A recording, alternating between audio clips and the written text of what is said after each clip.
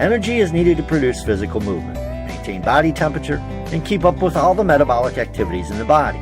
In our bodies, all physical movement relies on the compound adenosine triphosphate, or ATP. ATP is stored in the muscles, so it is immediately available to produce movement. However, storage of ATP in the muscles is limited, so any movement that lasts longer than a few seconds requires more ATP to be produced.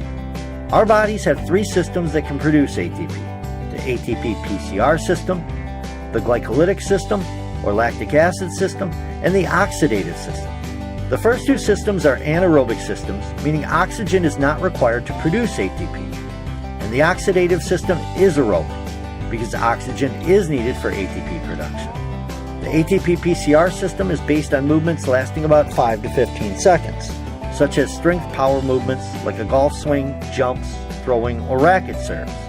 These type of quick burst movements can be done with ATP that is stored in the muscles. During short sustained power movements, or any quick bursts such as a short sprint, ATP will provide the energy alone for the first few seconds, with a compound called creatine phosphate, or PCR, buffering the ATP for another few seconds. Like ATP, the amount of PCR is limited, so this system can provide energy for movements up to about 15 seconds in total. This energy system produces ATP very quickly, but not over a long duration. Next, energy demands shift to the glycolytic system. This system relies on the rapid breakdown of carbohydrates. Glucose, which is one of the most basic forms of carbohydrates, is constantly circulating in the bloodstream, and glycogen is a stored form of glucose in the muscles and liver. This blood glucose, or glycogen, is broken down to create ATP through a process called glycolysis. During this energy supply process, a substance called lactate is formed and hydrogen ions are released. It's believed that the accumulation of these hydrogen ions in the muscle causes the muscle to become more acidic, contributing to fatigue and a burning sensation. Exercises that are performed at maximum rates for between 1 to 2 minutes, such as a 200-yard dash, depend heavily on the lactic acid system for ATP energy. This energy system produces ATP very quickly, but again, not over a long duration. The oxidative system involves the use of oxygen. Through two complex metabolic processes, the Krebs cycle or citric acid cycle, and the electron transport chain, ATP is produced. This energy system, with all of its processes, can't produce ATP nearly as quickly as the first two systems. However, this system can produce ATP for a much longer duration.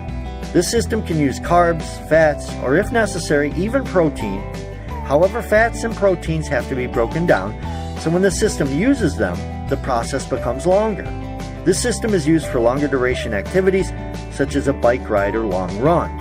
The chart on the screen shows an estimate of the percentage of energy used from each system, along with time plotted at the top.